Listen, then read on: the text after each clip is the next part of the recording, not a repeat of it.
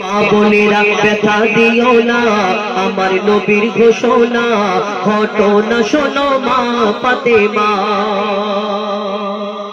আমরা স্বামীর কাছে যদি আবদার করি, স্বামী যদি না দিতে পারে, বাপের বাড়ি ফোন করে বলি যে আমাকে ওই কি বলে গলায় কলসি ঢুকিয়ে পুকুরে ডুবিয়ে, এরকম বলে তো, কলসি ঢুকিয়ে পুকুরে ডুবিয়ে মেরে ফেলে দিতে পারতে, এরকম কি গরিব মানুষ এরকম কিপটে স্বামীর সঙ্গে বিয়ে দেওয়ার কি দরকার ছিল? আব্বাকে বলি দুঃখ করে, আব্বার মনটা তো খারাপ হবে যে আমার মেয়ে তাহলে খুব কষ্টের মধ্যে আছে, আর স্বামী যদি এই কথাটা শোনে তাহলে স্বামীর মনে কত কষ্ট হবে।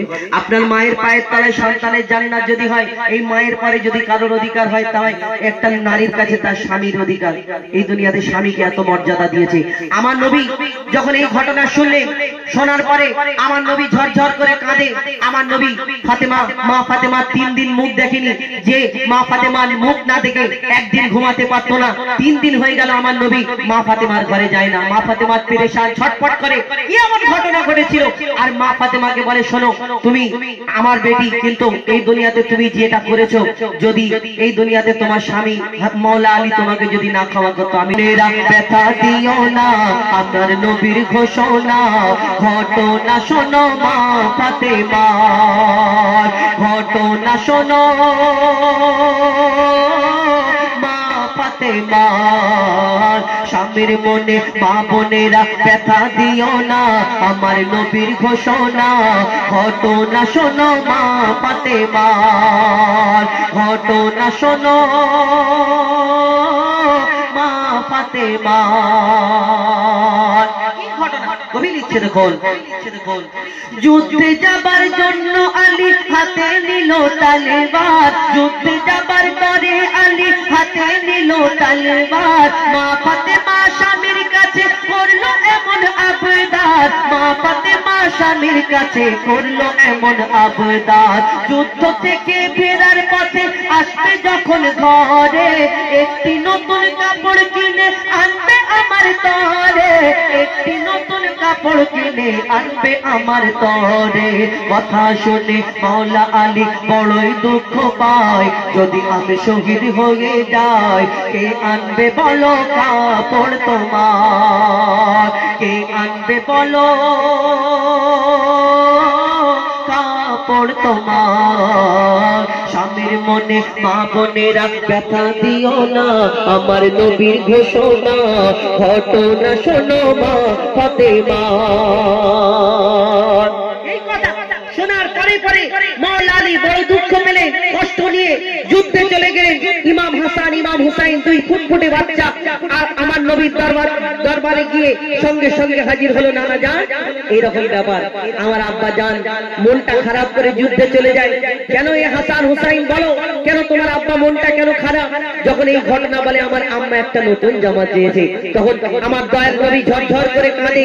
আর কি হয় কবি ছন্দের মাধ্যমে আরো কি লিখছে দেখুন, দুঃখে ভরা হৃদয় নিয়ে আলী গেল রনে, দুঃখ ভরা হৃদয় নিয়ে আলী গেল রনে। নানার কাছে ছুটে এলো হাসান হোসেন, নানার কাছে ছুটে এলো হাসান হোসেন। আব্বুর কাছে নতুন কাপড় চেয়েছে আম্মি জান, তাই আব্বুর মনটা খুবই খারাপ ছিল যে সে পেরেশান, আব্বুর মনটা খুবই খারাপ ছিল যে সে পেরেশান, আব্বুর মনটা খুবই খারাপ ছিল যে সে পেরেশান। এই কথা শুনে দয়ার নবীর কান্না থামে না, কি ভুল করলো ফাতেমা, কি করলে বলো বেটি আমার, কি করলে বলো বেটি আমার। স্বামীর মনে মা বোনেরা ব্যথা দিও না, আমার নবীর ঘোষণা ঘটনা শোনো মা ফাতেমা।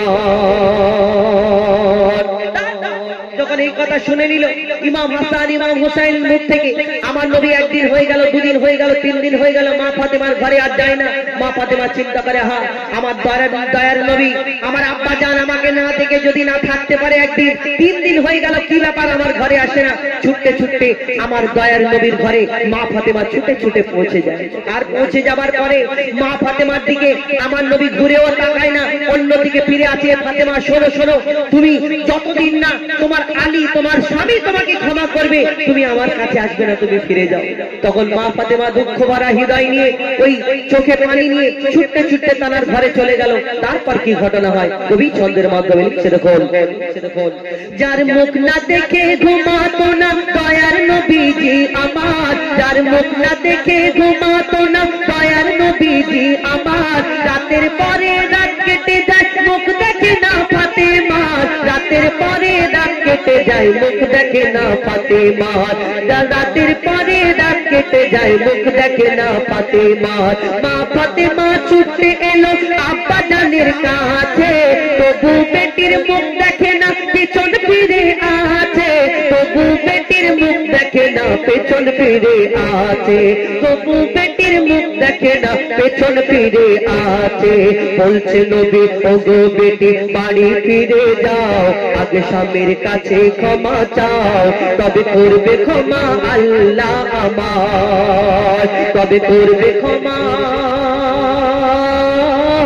আল্লাহ আমার। স্বামীর মনে মা বোনেরা ব্যথা দিও না, আমার নবীর ঘোষণা ঘটনা শোনো মা ফাতেমা।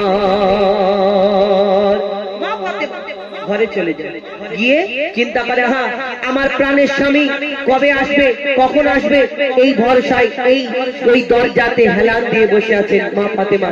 চিন্তা করে, হ্যাঁ ঝরঝর করে কাঁদে, আমার স্বামী যদি যতক্ষণ না আমাকে ক্ষমা করবে আমি নিজেকে খুব খারাপ লাগছে। ওই দরজায় পিঠ হেলান দিয়ে বসে আছে। এক সময় দরজাতে আওয়াজ হয়, ফাতেমা দরজা খোলো।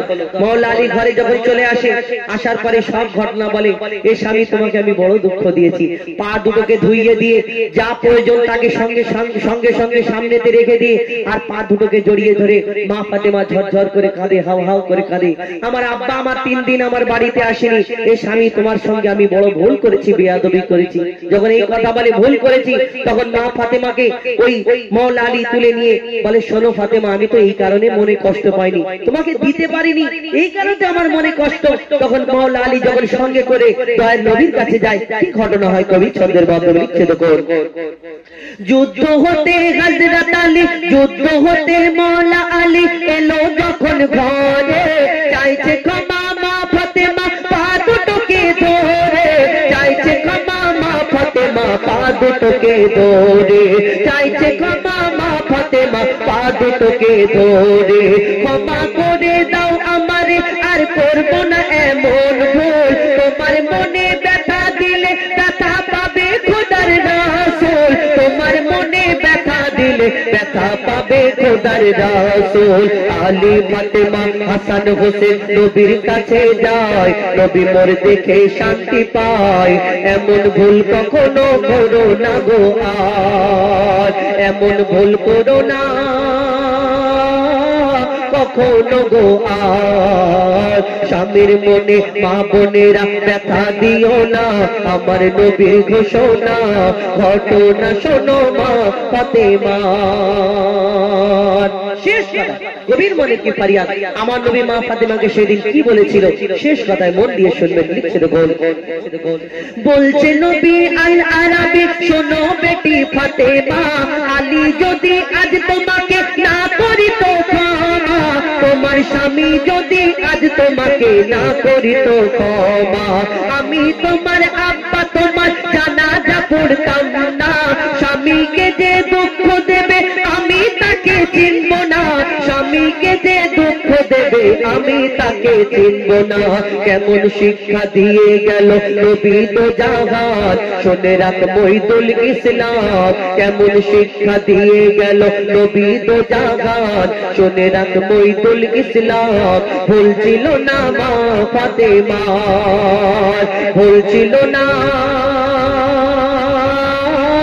মা ফাতেমা স্বামীর মনে মা বোনেরা ব্যথা দিও না আমার নবীর ঘোষণা ঘটনা শোনো মা ফাতেমা ঘটনা শোনো মা ফাতেমা ঘটনা শোনো মা ফাতেমা শুনে আল কোরআন অনেক তো ফরমাইশ, সে তো গাইতে গেলে সারা রাত পার হয়ে যাবে। যা ঘটনা দিয়েছে